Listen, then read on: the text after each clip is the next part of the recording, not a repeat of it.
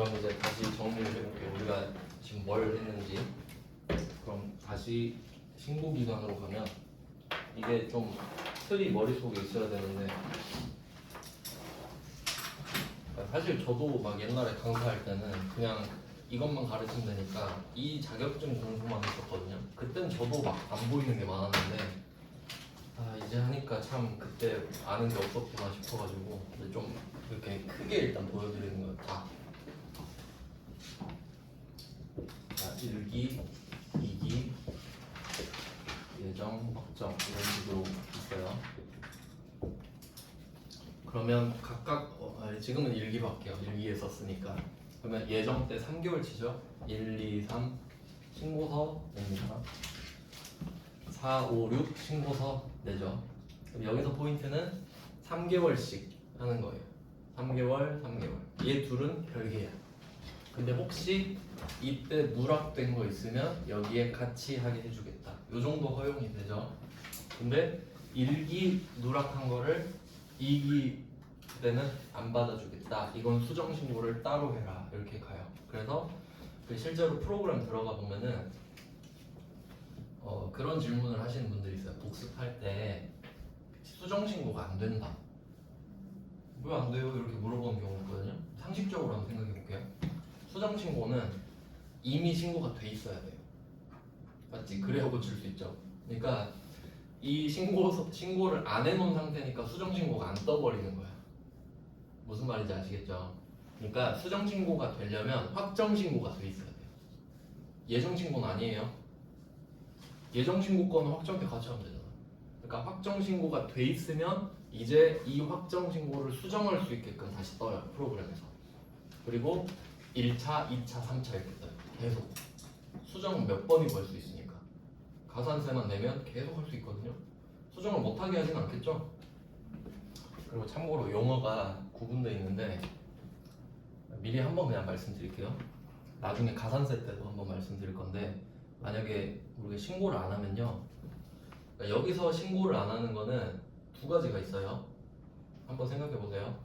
아예 신고 안 하는 거, 영원히 신고를 안 하는 거예요. 당연히 무신고죠. 근데 이런 경우가 있는 겁니다. 이번에 2기 예정 신고 기한이 10월 25일이었죠. 이번 주 금요일이었죠. 그러면 세무서 직원들은 10월 25일에 퇴근할 때 있잖아요. 그럼 그때까지만 기다립니다. 그럼 우리가 만약에 지금 늦어가지고 내일 할 거예요. 내일. 내가 지금 10월 28일에 할 참이야. 근데 세무서 직원은 제가 신고를 한 건가요? 안 한 건가요? 안 한 거죠? 그럼 그것도 무신고죠. 그러니까 기한까지 안 하면 무신고예요. 그냥. 맞죠? 일단 무신고지. 그리고 만약에 내일 신고를 한다고 할게요. 그럼 저는 무신고라는 오명을 벗을 수가 없습니다. 이미 무신고가 떠버렸어요. 제때 안 했기 때문에. 근데 늦게 해버리잖아요. 그럼 그때 기한 후 신고라는 이름으로 하는 거예요. 늦었다. 무신고를 지워줄 수가 없기 때문에. 뭐 이런 내용이 있고요. 그럼 이거라도 하면 다행이야. 근데 만약에 무신고 떠버리면 가산세 내거든요. 가산세가 커요. 20%예요. 그러니까 내가 만약에 1,000만 원을 내야 되는데 1,000만 원 신고 안 해버리면 1,000만 원의 20%를 더 내는 거예요. 기본적으로. 그럼 1,200부터 시작하는 건데, 그럼 이럴 수 있죠. 그냥 배째랑 하고 어차피 가산세 붙은 거 안 할란다. 이럴 수 있죠. 그러면 국세청이 곤란해지지 않나요? 왜냐면 우리가 신고해야 지들이 편한데 배째라 나 신고 안 할란다 이래버리면 피곤하죠. 그럼 그때 어쩔 수 없이 자기들이 세금을 계산해야 될 때가 있거든요. 그때 이제 결정이라고 해요. 그러니까 용어예요. 그냥 그런 걸 결정이라고 해요. 자기들이 계산해가지고 나한테 고지해버려요. 내가 신고 안 하면. 이런 일은 잘 없겠죠. 시험에서 내지도 않고 그냥 그렇다는 거고. 그 다음에 제때 신고를 했어요. 확정 신고를 뭐 예정 신고든 확정 신고든 했어요. 신고를 했다고 합시다. 근데 알고 보니까 조금 신고한 거예요. 조금. 나 1,000만 원 신고해야 되는데 안 들킬 줄 알고 900만 원만 신고한 거예요. 그럴 수 있죠. 무신고보다는 좀 덜 괘씸하잖아요. 100만 원만 어떻게 해보려고. 근데 양심에 찔린 거예요. 걸릴 것 같아 결국. 그래서 100만 원을 다시 올리는 신고를 이제 수정 신고라고 해요. 수정. 이건 그냥 상식이에요, 상식. 그 이 업계에서는 이런 디테일을 쓰는 거라는 거예요. 알면 좋잖아요. 아는 척 할 때 좋아요. 그러면 이런 경우도 있습니다. 내가 1000만 원으로 신고를 했는데 알고 보니까 900인 거예요. 제가 그 친구 거 신고해주다가 그런 적 있거든요. 부가가치세 신고를 하는데 그 아까 신용카드 수령명세서 있죠. 그걸 빼먹은 거예요. 그럼 그거 넣으면 세금 덜 내죠. 그럼 내가 이때는 수정 신고가 아니라 경정 이거는 청구라고 원래 하는데, 그러니까 이게 세무서 입장이 국세청 입장이 다른 게요. 신고를 한번 했는데 사실 저 세금 더 신고해야 돼요. 그러면 신고하면 바로 성립돼요. 그럼 또 갖고 와 이러면 되거든요. 근데 1000을 신고했다가 저 사실 900인데요. 그러면 청구해야 돼요. 내가 한번 볼게 이래야 돼요. 아시겠죠? 어떤 느낌인가? 그래서 이게 다르다는 걸 그냥 말씀드리는 거예요. 쟤가 만들어주는 건 결정, 높여서 신고하는 건 수정, 낮추는 건 경정. 그래서 이것만 특화돼가지고 돈 많이 버는 세무사 많아요. 그러니까 내가 모르고 있었는데 알고 보니까 더 받을 수 있는 것들, 그런 것들 찾아서 대리 신고해주고 그 차액의 퍼센트 먹는 세무사 많아요. 엄청난 장사예요 이거. 진짜 좋죠 아이템이. 이제 이런 거를 AI 같은 걸로 딥러닝을 해가지고 완벽하게 그 프로그램을 만드는 거예요. 그럼 이제 떼돈을 긁어먹는 거죠. 저는 그런 생각하고 있어요. 그래서 나중에 코딩도 좀 배우려고 그러거든요. 제 생각엔 그래요. 돈을 열심히 한다고 많이 버는 게 아니라 많이 버는 직업을 가져야겠더라고요. 근데 우리나라에서는 전문직이 뭐든 간에 전문직 하나를 따면 그 기회를 얻을 수 있어요. 어떻게든. 그래서 제가 어차피 요새 인생도 길지 않습니까? 제가 지금 35살인데 그냥 아빠도 그래요. 공부하는데 언젠간 될 거 아니냐. 그렇겠죠.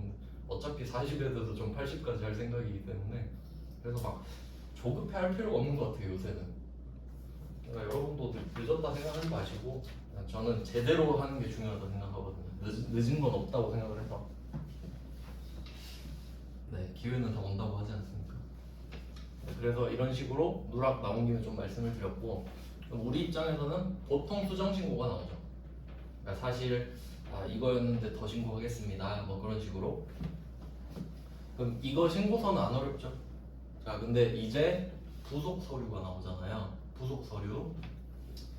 이게 이제 힘들어지는 겁니다. 회계 1급 때 이거 안 배웠잖아요. 그러면 방금 설명드린 거 아까 14번에 40 몇 번부터 쭉 있는 거 있죠? 이 페이지에 그 부가가치세 신고서 양식의 두 번째 페이지에 41번부터 48번까지를 내면 부가세를 덜 내게 해주겠다. 뭐 이런 거잖아요. 그러면 이거를 일관적이면 좋은데 어떤 거는 예정대로 받아주고 어떤 건 확정되면 받아줘. 뭐 그런 게 있습니다. 근데 이것도 한번 여러분이 시험을 본다고 생각을 해보시면요, 이거 되게 중요해요. 그러니까 공부하는 방법을 좀 생각해 보시면 이게 그러니까 실기가 있고 이론이 있잖아요. 자격증 시험이. 여러분은 실기 쪽에 집중을 하시는 게 맞아요.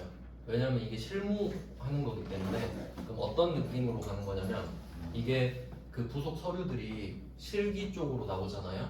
그럼 그 문제를 내고 싶으면 만약에 어떤 부속 서류가 예정 때는 안 받아주고 확정 때만 받아주는 서류가 있다고 합시다. 뭔지 몰라도. 그러면 그 문제를 내고 싶잖아요. 그러면 확정 때 내겠죠. 실무에 그러니까 예정 때는 안 받아주는데 확정 때만 받아주는 부속 서류가 있다고 하면 그 문제를 낼 때 확정 신고로 낼 거 아닙니까? 그러니까 우리가 그렇게 깊게 공부를 할 필요가 없죠. 예정 때 내진 않을 거 아니에요. 실무에서 그런데. 그러니까 실기 쪽에 맞추면 그 안에 디테일을 공부하게 돼요. 어떻게 해주는지 얼마가 되는지. 근데 이제 이론으로 가면 이렇게 되는 거야. 이 신고서를 예정 때 받아주게 안 받아주게 이렇게 가는 거야. 그러니까 공부가 뭐가 더 어려워요? 이론이 어렵지. 이론이 어려울 수밖에 없습니다. 그러니까 실기를 먼저 마스터하시고 내가 좀 이제 차고 넘친다 그러면 이제 이론도 해볼까 이렇게 가야 돼요. 근데 이 두 개를 같이 해버리면 애매하게 가면 둘 다 망합니다. 무슨 말인지 아시겠죠? 일단 하는 법부터 제대로 하면 되죠. 여기는 억지를 안 부리잖아요. 그래서 아까 말씀드린 거 의제매입세 공제신고서도 내가 의제매입세 공제신고를 받을 수 있는 조건으로 문제를 낼 거 아닙니까? 이제 더 어렵게 내면 이론으로 가서 어떻게 해야 받을 수 있게 이렇게 물어보는 거고. 그러니까 실기 쪽에 좀 뭔가 먼저 포커스를 두자. 공부 방법 순서가 그렇습니다. 그럼 이제 서류들이 있잖아요. 이렇게. 이제 서류가 다 중구난방이라 되게 어려운데 그래서 아까 말씀드린 대로 예정 때 두 번 같이 내는 게 있고요. 대표적인 게 뭐가 있냐면 이건 그냥 상식적으로 이해해 볼게요. 신용카드 그 명세 있죠. 그건 엄청 많이 쓴다 그랬죠. 그럼 그거를 예정 때는 안 받아주고 확정 때만 받아주면 우리가 손해예요. 맞죠? 그런 건 다 받아주는 거예요. 상식적으로 그냥 그런 거죠. 그런 느낌으로 하거든요. 그럼 그런 것들은 좀 깔끔하고 괜찮은데 나중에 좀 어렵게 나오는 것들이 있어요. 여기 지금 안 나와 있는데 과세사업 전환 매입세 여기는 아니고 밑에까지 좀 더 같이 보면 좋을 것 같은데요. 그 두 번째 페이지에 신고서 두 번째 페이지 16번 공제받지 못할 매입세액 있죠. 50번부터 53번 이렇게 돼 있는데 그럼 얘는 50번부터 52번까지를 적으면 53번에 합계가 되고 이 금액이 16번으로 저절로 간다는 소리예요. 그러니까 실제로 프로그램 연습하실 때도 이 구조를 알고 계셔야 돼요. 막 클릭해보면 저절로 가거든요. 그럼 이때 뭐 50번이 공제받지 못할 매입세액 이렇게 돼 있죠. 그러니까 이게 우리가 배우는 불공제 사유 아닙니까? 그래서 얘는 특이한 게 뭐냐면 이것도 좀 한번 말씀을 드릴게요. 중요한 거긴 하니까 근데 좀 어려운데 어차피 알려줘야 되잖아요. 네, 마음은 좀 아프지만 그럼 이게 두 가지로 나눌 수 있는데 세금 계산서랑 수치로 봤을 때 영수증이 있다고 말씀을 드렸죠. 다시 정리해 볼게요. 되게 중요한 분류예요. 세금 계산서는 세금 계산서입니다. 확실하죠? 세금 계산서 뭔지 아시죠? 영수증은 내가 뭔가 증빙을 받았는데 그 증빙에 내 이름이 안 써 있어야 돼. 그래서 신용카드 매출전표 받은 내 이름 없죠? 그러니까 그런 걸 영수증이라고 해요. 뭐 간이 영수증도 포함되고. 근데 우리가 이제 흔히 이렇게 영수증이라고 말할 때는 카드 전표, 현금 영수증 정도를 말하지. 그럼 계산서는 뭔가요? 하면 계산서는 세금 계산서랑 동급이에요. 근데 부가가치세가 없지 그냥 그 정도 느낌이죠. 근데 우린 지금 부가가치세 이야기를 하니까 그러니까 이것도 중요합니다. 계산서를 받은 건 여기 안 보여요. 신고서에. 왜? 부가가치세 신고서죠. 근데 면세는 부가가치세가 면제됐죠. 그럼 여기에 면세가 있을 리가 없단 말이에요. 근데 따로 쓰는 칸이 있긴 해요. 그 과세표준 명세라고 그 아시는 분도 아실 건데 기출문제에 있었는데 회계 1급에 장부조회 하다 보면 과세표준 명세에다가 면세 매출액 적어라 그런 경우 있거든. 그러니까 거기에 따로 적는 칸이 있어요 그냥. 부가가치세 영향은 안 주니까.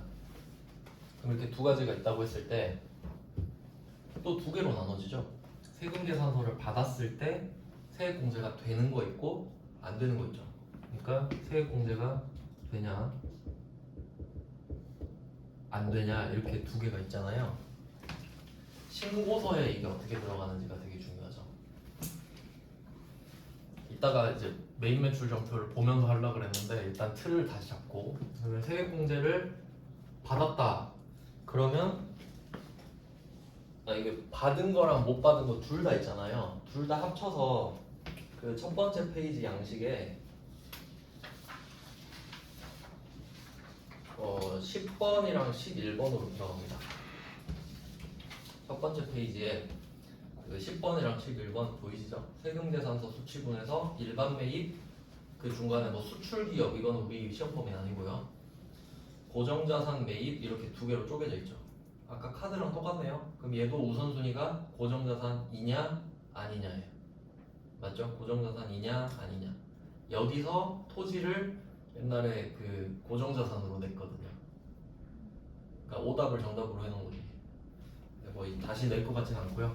그럼 여기서 중요한 거는 우리가 세금 계산서를 받았을 때 세액공제가 되는 부분이 있고 안 되는 부분이 있죠. 그러니까 세금 계산서를 받았는데 그 불공제 사유인 경우도 있잖아요. 근데 여기서 포인트는 그 두 개를 합쳐서 10번, 11번에 나눠 적는다. 뭔가 이상하죠? 아니 공제가 안 되는데 이걸 왜 적냐. 그리고 이 부분 X 이 부분 있죠? 예를 들어 금액을 만약에 공제가 되는 게 900, 안 되는 게 100 이렇게 해봅시다.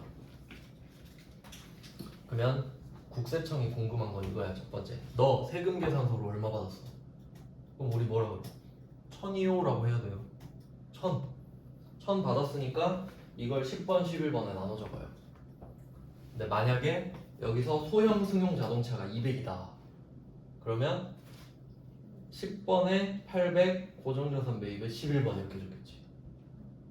소형 승용 자동차는 감가상각 자산이죠. 그러니까 그것까지 나눌 줄 아셔야 된다고. 지금 좀 헷갈리는 파트죠. 그러니까 세금 계산서를 받기만 하면 금액을 합쳐. 그리고 거기서 나눠지는 거죠. 고정자산이냐 아니야. 근데 사실 이걸 우리가 할 필요가 없어요. 매입 매출 전표에 찍으면 알아서 분류가 되거든. 근데 이걸 시험에 낸다 그랬죠. 그래서 한번 해보는 거예요. 그러면 이 중에 10번, 11번이 합쳐서 지금 1000이죠. 근데 여기서 그럼 안 되는 걸 어떻게 하냐? 두 번째 페이지에 50번. 두 번째 페이지 50번에 공제받지 못할 매입세액 있죠. 그럼 여기에 100 이렇게 들어가는 거예요. 여기 100 들어가요. 그러면 50번에 100이 들어가니까 합계가 100이 되겠죠. 53번이. 그럼 그 53번이 어디로 가요? 16번으로 가잖아. 그럼 16번으로 가면 여기 공제받지 못할 매입세액 있죠. 그러면 1000 마이너스 100 해서 900이 된다. 이런 구조예요. 그거에 대한 계산은 얘가 해? 네, 컴퓨터가 해요.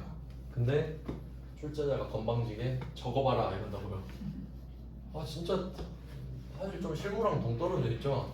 근데 아냐 물어보는 거지, 아냐고 물어보는 건데, 그러니까 이 구조가 중요해요. 그럼 여기서 포인트는 세액공제가 안 되는데도 들어오는 게 있다. 이유는 세금 계산서는 중요하니까. 이 정도로 기억을 할게요. 그러니까 우리가 불공을 예외적으로 따로 다루는 이유가 그거예요. 불공 유형 찍으면 부가세 대급금 자체가 없잖아요. 근데도 관리를 하는 거예요. 이유는 세금 계산서 받은 건 중요하니까. 그 정도 같아요. 그래서 이거 굉장히 중요하고요. 그러면 이제 카드 쪽으로 가볼게요. 41번, 42번 아까 봤죠? 그러니까 딱 보면 완전 구조가 똑같지 않습니까? 고정자산이냐 아니냐 이렇게 나눠져 있잖아요. 그래서 같이 보라고 제가 이렇게 두 개 했다 했죠? 안 찍었죠? 그래서 보시면 10번, 11번이랑 41번, 42번이 똑같구나. 이 정도 뭐 테두리 쳐서 뭐 표시하시든지 하셔서. 그럼 차이는 뭐죠? 그냥 세금 계산서를 받은 거냐? 카드 전표 받은 거냐? 뭐 그 정도 차이가 되겠죠? 근데 이 밑에 영수증 쪽 있잖아요. 41번, 42번. 얘는 만약에 똑같이 900, 100 이렇게 돼 있잖아요. 900만 써요. 900만 써요. 그냥 900 이렇게 끝. 100은 그럼 어디 가냐? 아예 안 써요. 왜? 안 중요하니까. 그래서 이 정도가 포인트가 될 수 있을 것 같습니다. 그러니까 세금 계산서는 되든 안 되든 일단 적어봐. 일단 얼마인지 나한테 말을 하고 그 중에 안 되는 거 따로 말해줘. 이렇게 해요. 총액을 알고 싶다 이거야. 세금 계산서는 중요하니까. 근데 그 밑에 카드 전표랑 현금 영수증 받았으면 야, 안 되는 거 빼고 되는 것만 적어 그냥. 그러니까 나머지 안 궁금하니까. 이런 느낌. 그렇게 되는 거랍니다. 그래서 이걸 아셔야 이거를 통해서 이 붕괴는 이 전표로 가는구나. 그걸 알 수 있어요. 이걸 먼저 이해하셔야. 물론 이게 좀 논란은 있는데 이렇게 아셔도 상관없을 것 같습니다. 네, 그래서 좀 전반적으로 훑어봤어요. 우리한테 중요한 부속 서류 뭐 이런 거. 근데 이게 또 말씀드린 이유가 지금 나중에 이제 좀 복잡해지는데 이 중에 안분 아까 말씀드린 거 있죠. 이게 솔직히 좀 그나마 어려운 편이거든요. 그러니까 겸용사업자.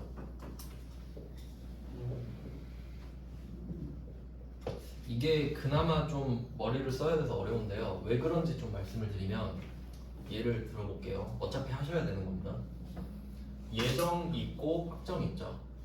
그럼 이걸 신고할 때는 따로따로 한다 그랬잖아요. 그럼 별개니까 되게 편해요. 그럼 앞에 3개월, 뒤에 3개월. 근데 이제 안분으로 가잖아요.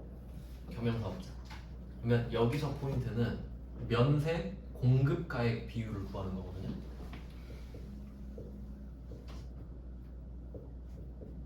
그냥 간단하게 예를 들어볼게요. 제가 약국 어제 말씀드렸잖아요. 약국은 일반 조제 용역은 면세, 일반 의약품은 과세 이렇게 섞여서 파니까 약사는 필연적으로 겸용사업자가 돼요. 그러면 국세청이 이런 애들을 되게 예의주시하고 있단 말이에요. 왜냐면 이 구라쳐가지고 세액공제 받을까봐. 그러면 이때 이 사람이 예정 때 있잖아요. 예정 때 1, 2, 3개월 동안 과세 매출액 얼마, 면세 매출액 얼마 이렇게 돼 있겠죠. 3개월 동안 과세 매출액, 면세 매출액 나오면 그걸로 면세 공급가액 비율을 구한단 말이에요. 부가가치세 빼고 그냥 이렇게 공급가액으로 금액을 구하면 그럼 몇 퍼센트가 나왔다. 예를 들어 40%가 나왔다 할게요. 그러면 면세 공급가액 비율이 40%면 너는 40%는 면세 사업자다. 이 느낌이죠. 그러면 약국에 쓰는 간판 있잖아요. 간판을 내가 만약에 뭐 100만 원 들여서 했어요. 그럼 세액이 10만 원이죠. 그럼 그 10만 원의 40%는 불공제가 되는 거예요. 여기까지는 괜찮죠? 3달 동안 40% 면세 사업자잖아요. 그러면 일단 100만 원의 40을 불공제를 때려놔요. 1, 2, 3 동안. 그럼 이건 우리 입장에서 손해네. 이제 그 파트가 그게 두 번째 페이지에 51번이거든요. 공통 매입세액 면세 사업 등분 돼 있죠. 대충 어떤 느낌인지 아시겠죠? 그래 약국인데 둘 다 파는데 면세 비율로 안 빼주는구나. 그러니까 원래는 간판이 100만 원이니까 10만 원 적었는데 거기서 마이너스 4만 원 뭐 이런 식으로 들어가는 거죠. 10만 원이라고 한 거 맞나? 네, 하여튼 40%. 근데 이걸로 끝나는 게 아니라 자, 일기 확정 신고할 때 있잖아요. 그러면 6개월이 지나 있죠. 이게 문제예요. 일기 확정할 때는 6개월치 계산해요. 6개월치를 계산해버려요. 이게 문제예요. 그러니까 왜 3개월씩 잘하다가 갑자기 얘 계산할 땐 6개월로 하냐? 이렇게 돼버린 거죠. 그러면 여기서 포인트는 확정 때 구하는 거는 예정께 포함되어 있죠. 그럼 이때 우리가 4만 원 불공제를 당했다고 합시다. 10만 원 매입세액 중에. 그러니까 매입세액을 10만 원 신고했는데 4만 원을 불공제 당한 거죠. 너 40% 면세사업자니까. 근데 이제 면세로 가보니까 뭐 한 45%인 거예요. 면세를 더 팔았어. 이게 포함된 비율입니다 지금. 그러면 어떻게 하냐면 그 10만 원을 가지고 다시 45%를 때려요. 그럼 이제 4만 5천 원 되죠. 그럼 이제 상식적으로 생각해봐요. 난 4만 원을 불공제를 이미 당했어. 이미. 근데 6개월 계산하니까 4만 5천 원 불공제를 당해야 된대. 그럼 여기서 또 당하면 두 번이죠.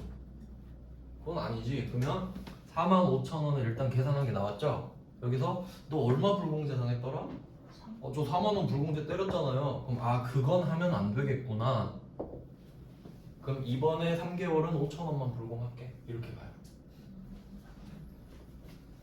그러니까 나중에 혼란이 오실까봐 미리 말씀드립니다. 왜 신고는 3개월 딱딱 끊어서 하면서 갑자기 이거 안분 계산할 때는 3개월, 6개월 가버린 거고. 그래서 혹시 놀라실까봐 지금 미리 한번 놀라시라고. 그래서 56번에 얼마 적어야 되는 거예요? 56번요? 51번에 그러면 연세 사업본부 아, 얼마 적은 거예요? 5천 원 적은 거예요? 이게 신고가 예정이냐 확정이냐에 따라서, 그러니까 예정은 4만 원일 거고 확정은 5천 원일 거고 그렇게 들어가요. 그래야 4만 5천 원이 되죠. 6개월 동안. 상식적으로 이해되시죠? 그러니까 얘네들은 그때그때 세금을 덜 돌려주고 싶은 거예요. 왜 그렇게 하는지 모르겠네. 하여튼 뭐 이렇게 한다니까 어쩔 수 없죠. 그러니까 신고는 3개월로 끊어서 하는데 요런 이상한 애들이 있더라. 그럼 왜 갑자기 얘는 이렇게 해요? 같은 일기잖아 이래버리는 거지 이제. 일기니까 예정 땐 예정만 하고 확정은 다시 돌려야 된다 이거죠. 그래서 이 두 가지를 구분하셔야 된다. 그래서 얘는 부속 서류 배울 때 이런 개념이 나올 수 있으니까 미리 알아두고 제가 그때그때 설명드릴게요. 그러니까 이런 그 공급가액을 기준으로 하는 애들 있죠. 그런 애들 의제 매입세액도 그러거든요. 의제 매입세액도 그래요. 그러니까 이런 애들이 나올 수 있다. 이렇게 보죠. 그럼 이제 신고서를 한번 훑었어요. 이렇게 왁구를 한번 짜봤고 이제 디테일을 배우는 겁니다. 숲을 한번 봤으니까 이제 나무를 봅시다. 그래서 제가 아침 일찍 와서 이거 다 출력해놨거든요. 유형을 일단 이제 봅시다. 메인 매출령표에 대해서 배워볼게요.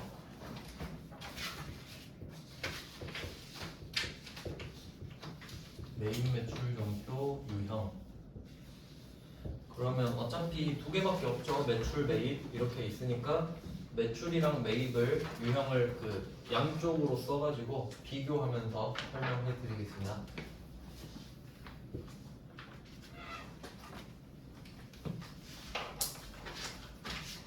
일단 그 부피만 봐도 아시겠지만 매출이랑 매입 두 개 드렸잖아요.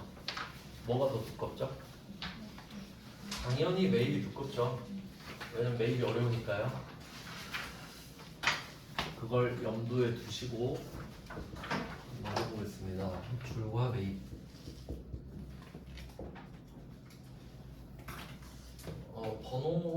번호는 이거 보고 하면 되겠네요. 가장 기본부터 하겠습니다. 첫 번째, 세금 계산서를 발급했다. 그리고 세금 계산서를 받았다. 뭐 이 정도 하면 발급했을 때는 11번 과세 아시죠? 이거는 그냥 보너스 문제로 나오잖아요. 세금 계산서를 발급했다. 물건 팔았다. 근데 이게 매출 쪽은 정확히 엄밀히 따지면요. 세금 계산서를 발급했기 때문에 부가세를 내는 게 아니라 물건을 팔면 그냥 부가세를 내야 돼요. 근데 그냥 그 중에 세금 계산서를 준 것 뿐입니다. 이렇게 생각을 하셔야 돼요.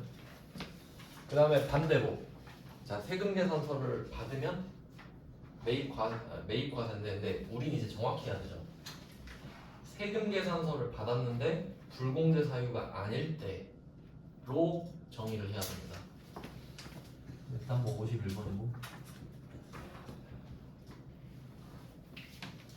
51번 맞죠? 이 두 개는 안 어렵죠? 이건 어려워하시면 안 되고요. 짝을 하나씩 좀 찾아서 쓸 건데 일단은 그 과세부터 좀 볼게요. 과세. 그다음 뭘 해야 되죠? 건별을 해보겠습니다. 그럼 제가 지금 양쪽에다 쓸 건데 검은 색깔로 쓰는 건요. 두 개가 그냥 상황만 반대인 거죠. 지금 같은 경우 세금 계산서를 줬다, 세금 계산서를 받았다 이런 거는 그냥 검은색으로 쓰고요.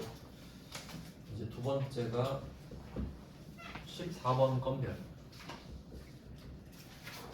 14번 건별이랑 54번 불공 뭐 이런 거를 볼게요. 지금 일단 유형 정리해요. 그리고 정리해놓고 대표 문제를 하나씩 보게요. 자, 여기서는 제가 글씨를 다른 색깔로 적었는데 건별, 불공. 자, 그럼 얘 둘은 아무 상관이 없습니다. 얘 둘은 아무 상관이 없어요. 그러면 건별부터 보시면은 방금 말씀드린 대로 우리는 과세 물건을 팔기만 하면 부가가치세를 내야 될 의무가 있죠. 근데 11번은 세금 계산서를 준 거고 14번은 그냥 아무것도 안 준 거고 그 정도 차이죠. 그래서 14번 같은 경우는 이따가 뭐 문제 유형도 보시겠지만 그냥 말로 한번 설명드리면 내가 물건을 팔고 간이용 수준을 줬다 이런 경우 보셨을 거예요. 간이용 수준은 그냥 금액을 직접 적을 수 있는 영수증을 말하죠. 그리고 뭐 이상한 거래 명세서 이런 것도 보셨을 거예요. 거래 명세서. 그리고 아무것도 안 줬다. 그럼 그 세 개의 공통점은 뭐냐면 전산상으로 기록이 안 남아요. 그러니까 공식적으로는 아무도 알 수 없어요. 우리 둘만 알지. 그러니까 국세청이 모른다는 소리예요. 하지만 원칙적으로는 부가세를 내세요라는 개념이 건배료죠. 그래서 이제 세무 2급에서는 개념이 추가되죠. 간주공급. 배웠죠? 간주공급 이게 세무 2급 오면 간주공급이 건별이다 이게 주인공인 거예요. 그리고 간주임대료도 뭐 해당될 수도 있는데 그 문제로 잘 내진 않습니다. 그러니까 간주공급 나오면 건별이다 이거는 이제 기억하셔야 되고 그 중에 예외 있었죠. 판매 목적 타사업장 반출은 11번일 거다. 세금 계산서를 줄 거니까. 또 예외가 있었죠. 판매 목적 타사업장 반출에 뭐 사업자 단위 과세 사업자나 주사업장 총괄 납부를 했다면 분개를 안 할 수도 있겠네요. 분개를 안 하는 게 답일 수도 있죠. 근데 굳이 발급했다면 11번 과세가 될 수도 있겠네. 그래서 세 가지 유형이 있기 때문에 그게 제일 문제 내기 좋은 거예요. 신고서 쪽에서도 낼 수 있거든요. 그래서 14번은 이제 간주 공급으로 해야 되니까 회계 1급보다는 중요도가 높아졌다라고 볼 수 있겠네. 간주 공급 나오니까. 불공은 원래 중요했죠. 얘 둘은 전혀 상관이 없고요. 그냥 빈칸에 하나씩 앉아 있는 거예요. 둘은 아예 상관없죠. 그리고 이거 공부하실 때 제가 그 매입 쪽 자료를 드린 거를 보시면은 맨 앞에 54번 불공을 배치해놨어요. 이유를 한번 생각해 볼게요. 공부를 하실 때 불공이냐 아니냐로 공부하시는 게 편하니까요. 세금 계산서를 받았어요. 근데 불공제 사유래. 그럼 불공이죠. 그러니까 일단 불공이 나오고 근데 다시 보니까 세금 계산서를 받았는데 불공제 사유가 아니래. 그럼 51번이죠. 그러니까 우선순위가 이렇게 가야 공부 방법이 맞는 거예요. 불공이 아니면 과세가 되는 거니까. 그래서 정확한 상황을 따지면 불공은 세금 계산서를 받았는데 세액공제를 못 받을 때, 51번 과세는 세금 계산서를 받았는데 세액공제를 받을 수 있을 때가 되는 거죠. 자, 두 번째 줄까지 정리를 했고요. 그 다음은 과세 중에 또 있는 게 카과 있죠. 카과는 17번으로 돼 있다고 하네요.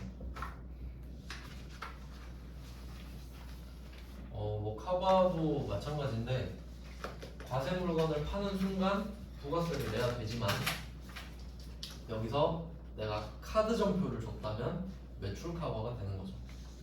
세금 계산서 주면 11번, 카드 점표 주면 카과. 뭐 어렵지 않죠? 그리고 그 밑에 바로 붙는 게 현과도 있네요. 현과도 마찬가지입니다. 물건 팔았는데 현금 영수증을 줬다. 뭐 이 정도지. 현금 영수증을 줬어요. 이제 바로 매입 쪽으로 따라가 보겠습니다. 네, 매입 쪽은 57번 카과. 57번 카과. 숫자는 안 중요하죠. 가서 보면 되니까. 근데 그냥 쓰는 거예요. 유현이라는 걸 강조하려고. 그 다음에 61번 현과 있어요. 이제 또 차이를 비교해 보겠습니다. 이 둘이 이제 이름이 똑같잖아요. 카과 현과. 근데 똑같지 않죠? 차이. 이 네 개의 공통점은 물건을 팔았다는 사실 자체에서 이미 결정됐어요. 부가세를 내야 된다는 걸. 근데 증빙이 세금 계산서냐, 카드 점표냐, 현금 영수증이냐, 그게 아니냐 인 거죠. 이미 결정은 돼 있지만 그냥 증빙에 따라 나누는 것뿐. 사실 조건이 없는 거죠. 그러니까. 근데 이제 매입으로 가면 복잡해졌죠. 세금 계산서는 이제 하나, 그러니까 좀 느낌이 이런 거죠. 대칭으로 따지자면 이런 느낌으로 가니까요. 세금 계산서로 엮인 거는 두 개죠, 이쪽은. 그래서 얘는 세금 계산서를 방금 말씀드렸죠. 받았는데 공제 못 받아. 받았는데 공제 받아. 이럴 때만 쓰는 겁니다. 자, 그리고 이거를 또 주의하셔야 돼요. 57 과거 현관. 이거 중요합니다. 그러니까 실제로는 중요한데 시험에서는 안 중요하다. 좀 이상한 말이긴 한데, 왜냐면 여러분 시험 볼 때 일반 전표랑 메인 매출 전표가 구분돼 있으니까, 그러니까 이걸 구분할 일이 없어서 좀 아쉬운데요. 네, 실제를 따져볼게요. 자, 여러분이 카드 전표를 받았다 이 상황이죠. 그럼 이 말은 내가 카드로 결제를 했다. 그러니까 카드 전표를 받죠. 카드로 샀다. 이거 현관은 내가 물건 사고 계좌이체 해준 다음에 현금 영수증 해주세요. 이런 상황이에요. 무조건 되냐? 매입세액 불공제 사유가 아닐 때만. 좀 아닐 때만 써야 되는 거 맞죠? 그러면 얘는 매입세액 공제가 가능한 경우예요. 그러니까 불공제 사유가 아니어야 되죠. 매입세액 불공제 사유가 아닐 때만 카과 현과로 빠질 수 있는 겁니다. 그럼 반대 상황은 뭐냐?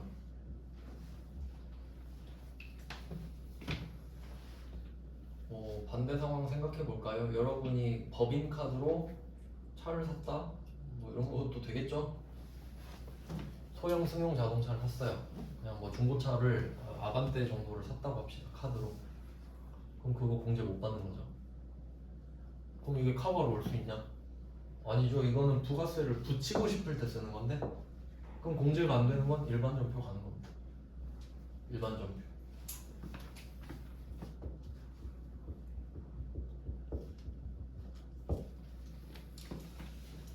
그래서 이게 또 그러니까 매입 쪽이 좀 어렵죠. 어떻게 보셔야 되냐면 51번, 54번 두 개가 반대죠. 근데 여기서 포인트는 세금 계산서를 받으면 공제를 못 받아도 일단 매입 매출 전표예요. 못 받아도 일단 불공을 찍어. 근데 카드랑 현금 영수증은 공제를 못 받으면 그냥 일반 전표로 쫓아내 버리죠. 소속이 달라진다는 거예요. 그러니까 이걸 원래 시험에 내야 어려워져. 근데 우리 시험은 일반 전표에 쓰세요. 메인 매출 전표에 쓰세요. 틀릴 수가 없죠. 원래는 적당한 전표에 쓰세요. 이렇게 해야 시험이 되는데 틀릴 일은 없지만 알고는 계셔야 된다. 그러면 이걸 알면 저절로 정리가 돼요. 아까 제가 카드 현금 영수증으로 산 거는 공제 받는 금액만 적는다 그랬죠, 신고서에. 그게 이거야. 5761 공제 받는 것만 들어가는 거예요. 두 번째 장에 아까 그 41번, 42번 있잖아요. 57 카과 61 현과만 41번, 42번으로 들어간다고. 아시겠죠? 왜? 아닌 건 일반 전표에 썼잖아요. 일반 전표는 여기로 못 들어오죠? 메인 매출 전표 유형만 신고서로 들어올 수 있잖아요. 그러니까 아예 입구 컷 당해버린 거지, 얘네들은. 근데 세금 계산서는 일단 들어와. 일단 들어와서 여기서 배지를 먹여버리겠다 이 말이죠. 그게 차이가 있는 거예요. 그 정도 차이가 실제로 중요하고, 그럼 이렇게 하면 10% 그러니까 과세죠, 과세. 10%가 정리가 됐습니다. 이게 뭐 빈도수가 뭐 높다고 할 수 있겠죠. 그 다음은 0%로 가보면 매출 쪽은 12번 0%. 근데 순서로 치면은 수출이 먼저 나오는 게 맞을 것 같은데, 이것도 다른 색깔로 쓸게요. 16번 수출. 네, 수출도 다른 색깔로 쓰는 이유는 반대가 수입이잖아요. 이름이 다르잖아요, 아예. 그리고 개념도 완벽하게 다르죠. 진짜 이 양쪽이 제일 다른 게 수출 수입이죠. 아예 완전히 다르죠. 그럼 이거 경계를 좀 깨야겠네요. 제가 이 줄을 아래로 0%를 할 건데, 자 여기서 수출 수입 같이 적었죠? 근데 엄밀히 따지면 요 벽을 깨야 되죠. 왜죠? 수입할 때 세관장이 나한테 수입 세금 계산서 주잖아요. 그럼 그 써있는 부가가치세 공제받죠. 그러니까 여기까지 내려와야 돼요. 의도적으로 일부러 한 거예요. 이렇게 강조하려고. 아차 한 게 아니에요. 일부러예요. 일부러. 이렇게 된다는 거지. 비대칭 어긋납니다. 그럼 수출은 0%, 수입은 10%네. 아주 중요하죠. 그래서 제가 저번에 수입 설명드릴 때 중요한 포인트 말씀드렸잖아요. 수입 세금 계산서는 오로지 누구한테만 받을 수 있다? 세관장. 세관장 권한입니다. 세관장. 그러니까 문제 이렇게 나온다 했죠? 독일에 있는 A사한테 수입을 하고 세관장한테 수입 세금 계산서 받았다. 그럼 거래처? 세관장. 독일 A 쓰면 안 돼요. 그 사람은 나한테 세금 계산서를 주지 않아요. 거래처는 증빙을 주고받는 곳입니다. 첫 번째 포인트. 수입은 거래처가 세관장일 수밖에 없다. 다른 거래처는 싸그리 무시하셔요. 왜 이걸 강조하냐면 이런 느낌이에요. 회계 1급에서는요 아예 독일에 있는 A한테 수입했다고 말을 안 해버려요. 틀리지 말라고. 세관장한테 막 여러분 틀릴 수가 없죠. 근데 세무 2급 정도 되면 독일 A한테 샀다. 근데 거래처 검색하면 A가 있어요 없어요? 있지. 거래처라는데. 그러니까 A 쓰고 틀린다니까요. 왜 틀리냐? 오답이니까 틀리죠. 거래처는 세관장이니까. 그러니까 세금 계산서를 A한테 받은 게 아니지 않습니까? 세금 계산서에 공급자의 세관장이라고 써 있잖아요. 그게 거래처라고. 아시겠죠? 그리고 또 두 번째 포인트. 그 뭐 BMW 7 시리즈 샀다 이걸로 설명드렸는데 그 뭐 1억이다. 부가세 1,000만 원 이렇게 써 있겠죠? 이거 불공으로 빠지는 거 아시죠? 7 시리즈니까 수입 세금 계산서 받았지만 지금 7 시리즈잖아요. 그럼 불공으로 빠지죠? 이것도 말씀드렸고 그리고 분계 찍을 때 있잖아요. 1,000만 원만 적죠? 왜 그렇지? 1,000만 원은 이미 냈잖아요. 1억은 이미 냈잖아요. 그러니까 순서를 한번 생각해 보시잖아요. 내가 저기 독일의 BMW한테 야 7 시리즈 하나 보내 하면 걔네가 뭐라 그랬어요? 1억 입금해?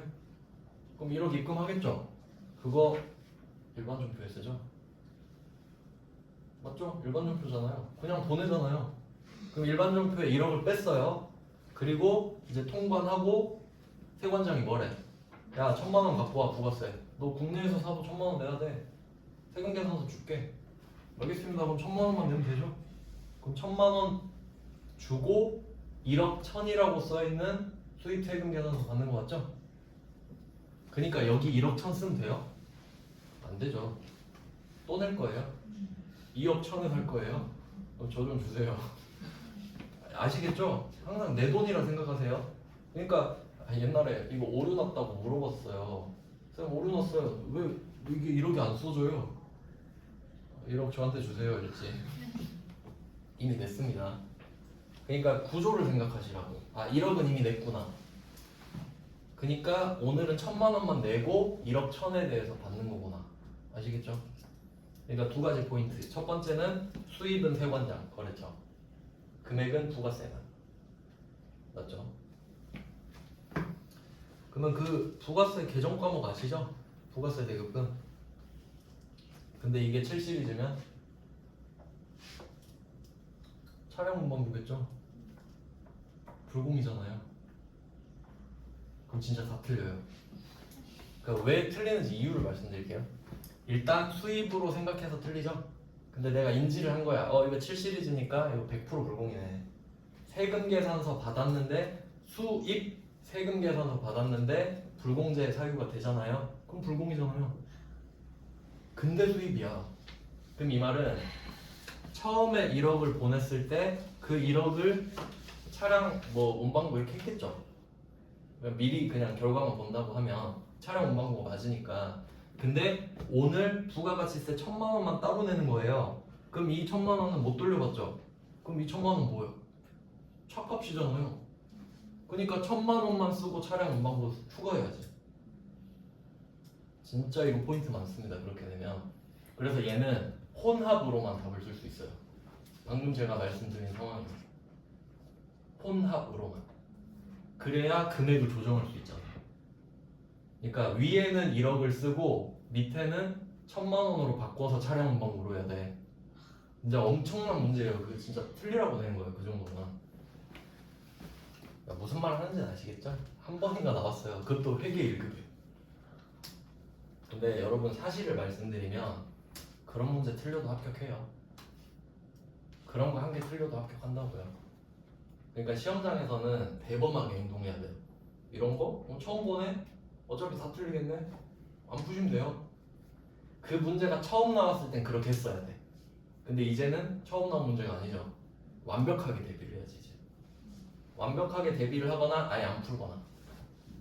다른 거 다 맞히면 합격합니다. 일단 뭐 그렇고 0대까지만 먹고 좀 쉴까요? 네, 0대까지. 그 다음에 수출 서브. 그러니까 이 16번 수출은 내가 진짜 해외로 물건 던질 때 내가 뭐 인천에서 아예 직수출업을 하고 있어요. 중국으로. 그러면 나는 16번 수출을 쓰겠죠. 근데 이 직수출을 할 때 도움이 필요해. 물건을 좀 사가지고 재료를 사야 돼요. 그럼 그 사람도 영세 인정해주죠. 이제 그 상대편 사람은 이제 12번 영세 이렇게 쓰죠. 당연히 영세율이죠. 영세율 적용이 되니까 영세죠 이름이. 수출도 당연히 영세율이 적용되고. 근데 수출은 직수출이고 12번 영세는 간접 수출이죠. 그 정도. 수출업자한테 수출하는 거. 아니, 수출업자한테 납품하는 거니까. 그렇게 되고 반대편 52번 영세죠. 얘 둘은 영세율 세금 계산서인 거 아시죠? 근데 얘네들도 세금 계산서 효력은 있지만 어차피 그 금액이 0이니까 효력은 없죠. 사실 실질적인 효력은 없다고 보는 거예요. 이렇게 하면 0%예요. 영세율 적용돼서 이제 면세만 남았는데 일단 이렇게 해놓고 여기까지 정리하시고 한 10분 쉬고 11시 한 7분 더 보겠습니다.